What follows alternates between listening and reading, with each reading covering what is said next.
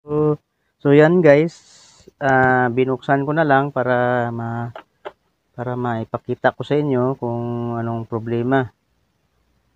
So, sabi ng may-ari walang sound, so kaya nga wala siyang sounds.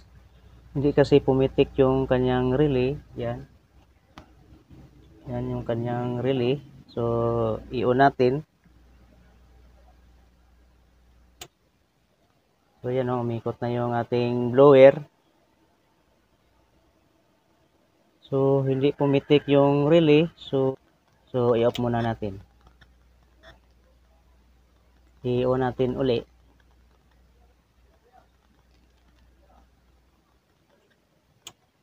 So yan. Hindi talaga pumitik yung relay guys. So may problema. So tingnan natin yung ano dito. Yung mga resistor. Kasi meron siyang UCP. Magkabilaan yung kanyang UCP ito at saka ito. Magkabilaan yung UCP nito. So i-check natin yung mga resistor dito at saka dito. Baka meron na open at saka yung transistor. Kung wala tayong makita sa dalawa na to, dito tayo mag-focus sa may resistor or IC. So kung wala din tayo nakitang problema dito sa mga resistor, palitan na lang yung IC. Kung wala tayong nakitang mga ano dito sira, itong IC na to yung baka may problema. So try natin i-check yung mga resistor at saka transistor dito sa may UCP.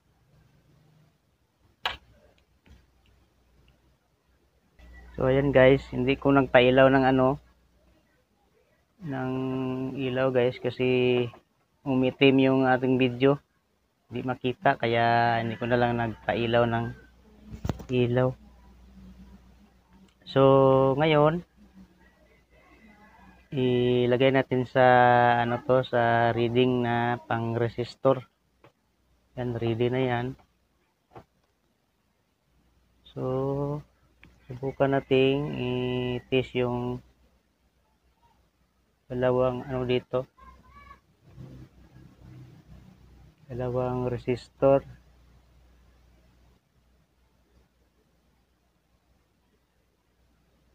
So meron siyang 14.7, 14K. Parang 15K ata to guys na resistor. Dalawa.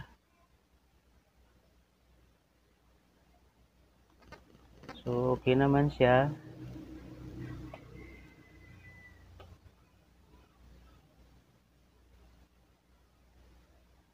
Yun o, 14.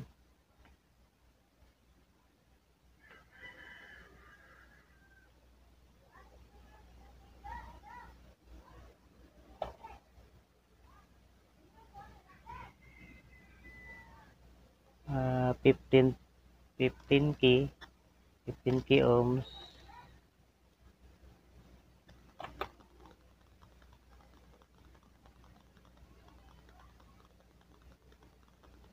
(1.1 k ohms). Kasi ito diode to eh.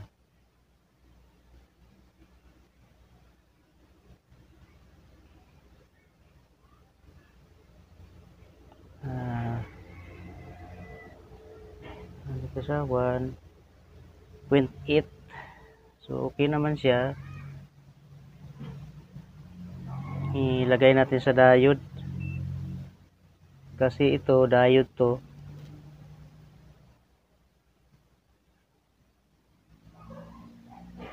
So okay naman yung diode.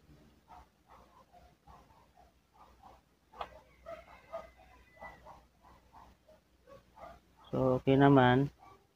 So dito tayo sa kabila.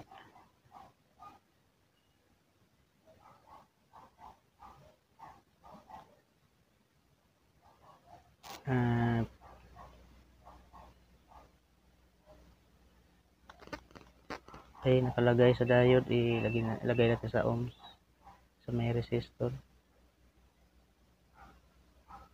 Meron naman siyang 15K dito. Meron din siyang 50K ohms.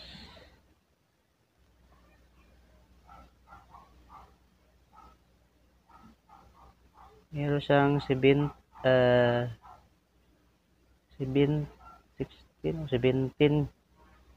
17K ohms.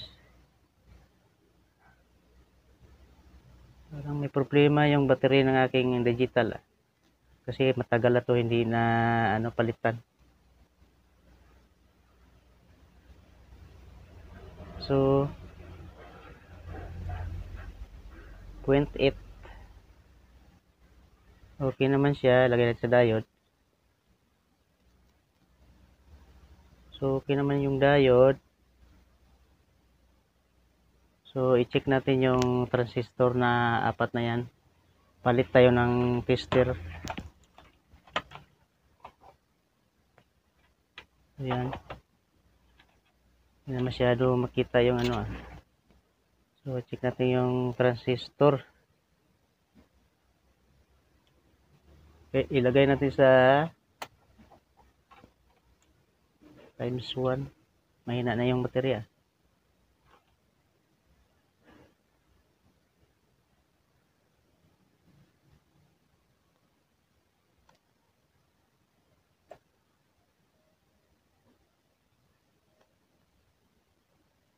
So, pasensya nyo guys, mahina yung battery natin sa tester. So okay pa yan.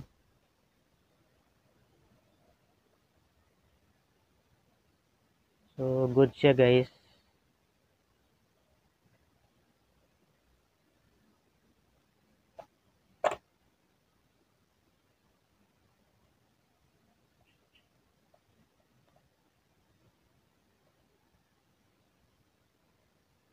So good yung transistor dito naman sa kabila.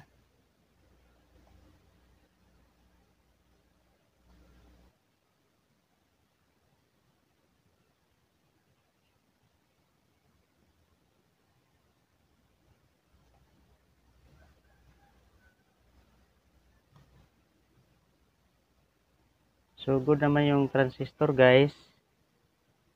Dito tayo mag-focus sa may IC at saka mga resistor dito. So kung wala tayo talagang makita na sira, so papapalitan na yung ating IC. So i-check ko muna yung yung resistor dito.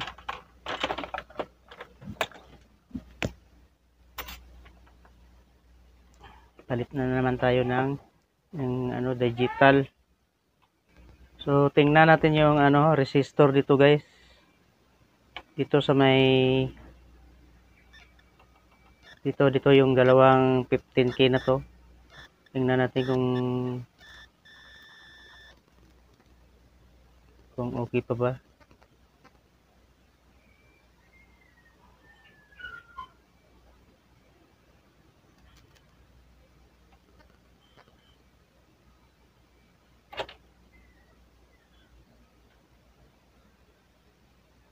So wala tayong na reading na 15K guys. Pag binaliktan natin, wala tayong na reading na 15K. Ito kasi itong sa kabila nito hindi to 15K. Ito lang yung 15K. Ito subukan natin to yung isa.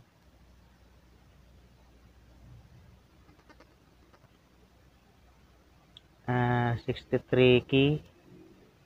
Bigta rin natin.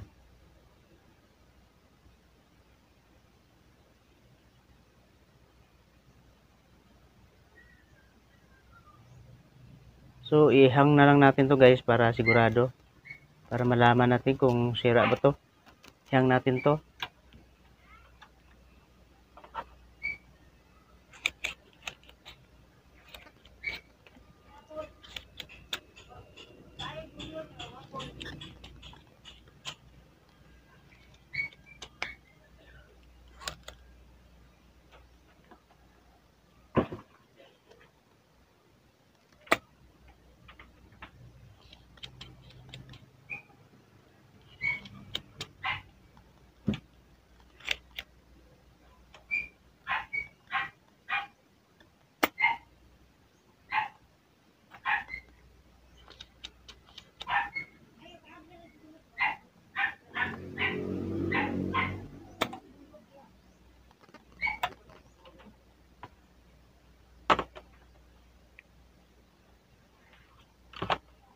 Baliktarin natin guys. So tatanggalin na lang natin yung 15K guys.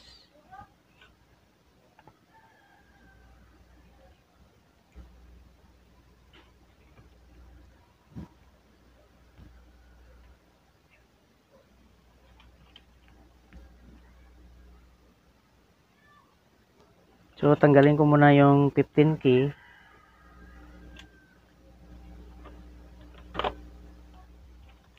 So nabi yung ating ano dito, kutsilyo na maliit.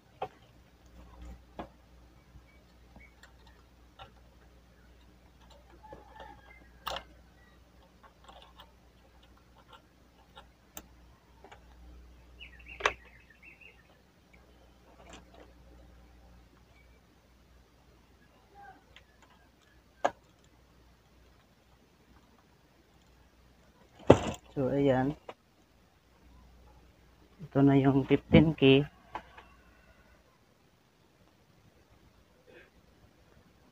Ang color nito brown, green, orange. Brown, green, orange yung kanyang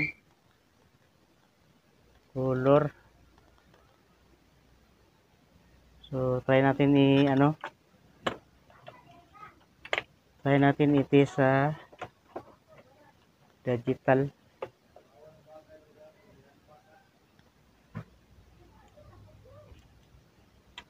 Try natin.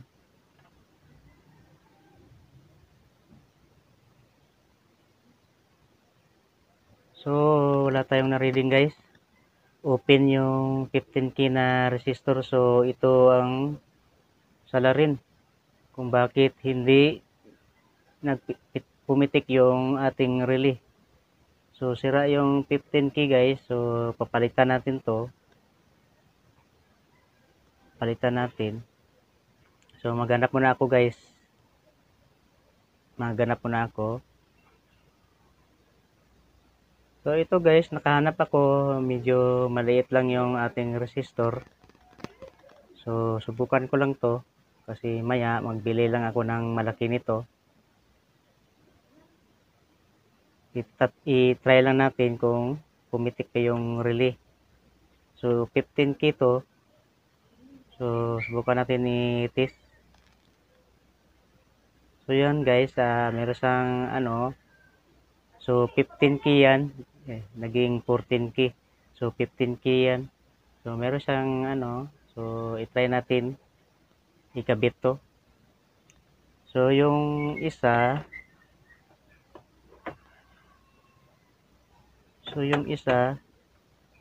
hindi ko pa na-test yung isa. Test natin yung isa guys. Kasi nakahang na yung paa nito.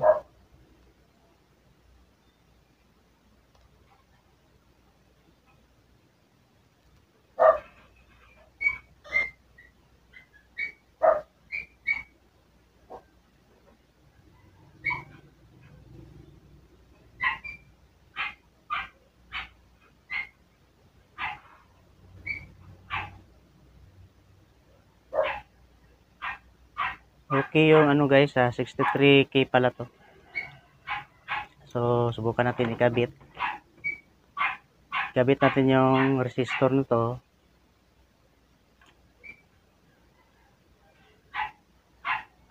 Bali dito muna natin ikabit sa likuran.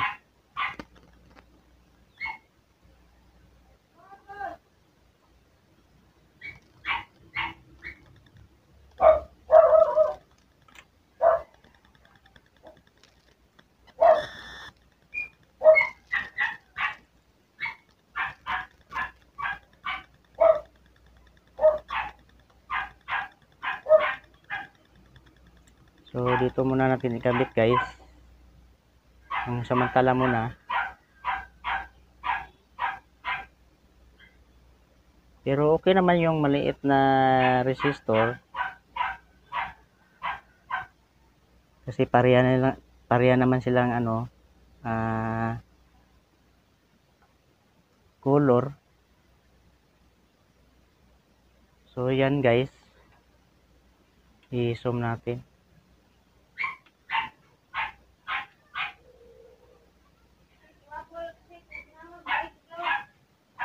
Yan. Ano? So yan guys, subukan natin i-on yung i-on yung pumitik pa yung relay.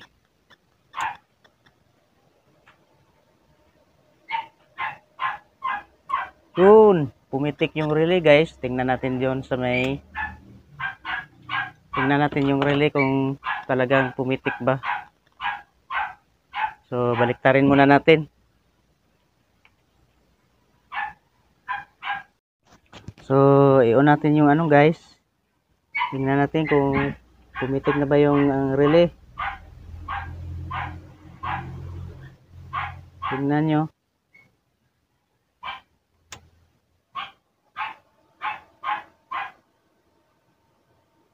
Yun, pumitik na guys. Okay na. So, subukan natin kung meron na ba siyang audio. Okay. Yun lang yung problema niya guys. Yung dyan sa may tapad. Yan sa may yan nakalagay na 15K. Yung dalawang resistor na yan. 15K yung kanyang nakalagay. So, subukan natin kung meron ba siyang audio.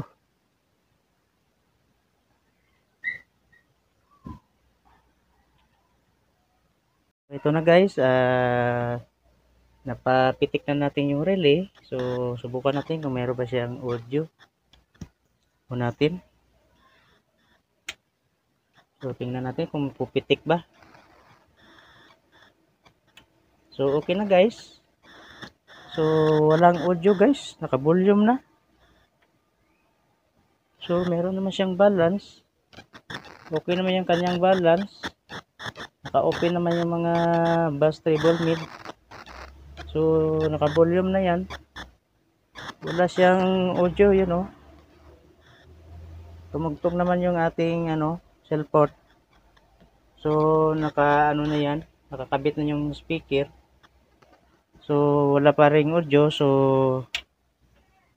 tingnan natin yung input nito kung meron bang audio.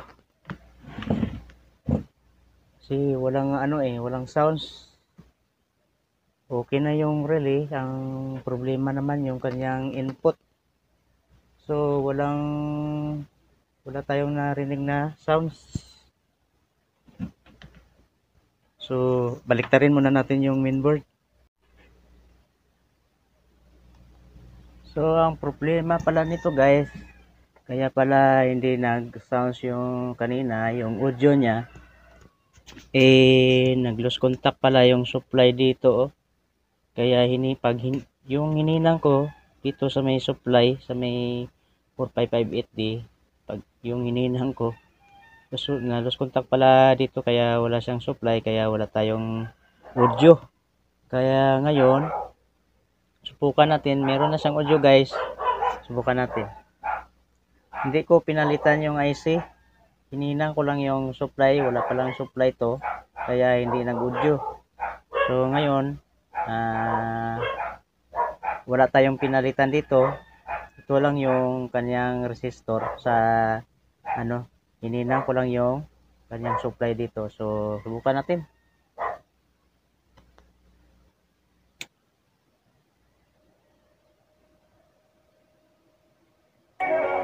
Yan. Okay na siya. Dito sa may kabila. Okay na.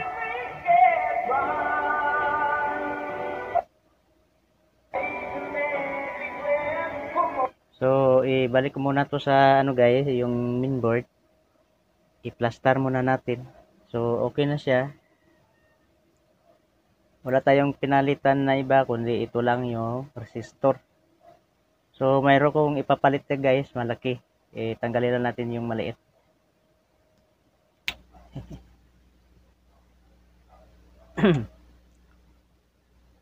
So, nabalik ko na yung mainboard guys, dito sa Ilan ko na yung mainboard. So yan nga guys, pinanalitan na natin ng malaking resistor, yan sa katabi ng 63 k ohms. Yan yun. Malaki na yung pinalitan natin. So isara ko muna to guys, at atin susubukan na meron siyang cover. So i-close muna natin to. So ito na guys, nasara ko na. Meron na siyang dyan, speaker. Kakabit yung ating auxiliary sa cellphone. So i-on natin uli.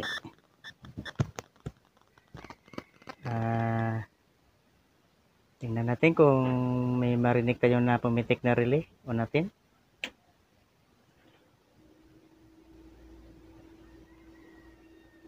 Yun, pumitik yung relay. So pandarin natin yung volume. Ito i-volume natin. So parang nalag ata yun. Nalag lang yung ating wifi. Okay na. So naka input source A siya guys.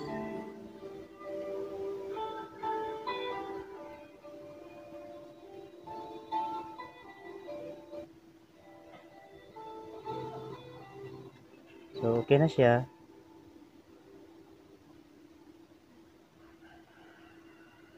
So kung bago ka pa lang sa aking channel, huwag kalimutan mag-subscribe and click yung ating push button bell para sa susunod na video, updated na naman kayo.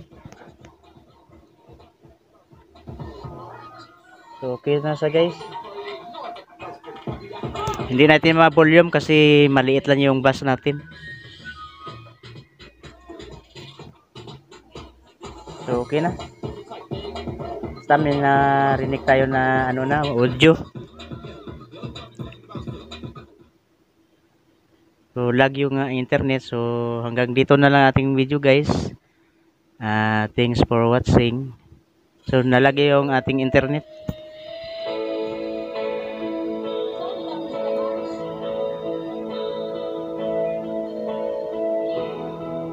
So okay na talaga.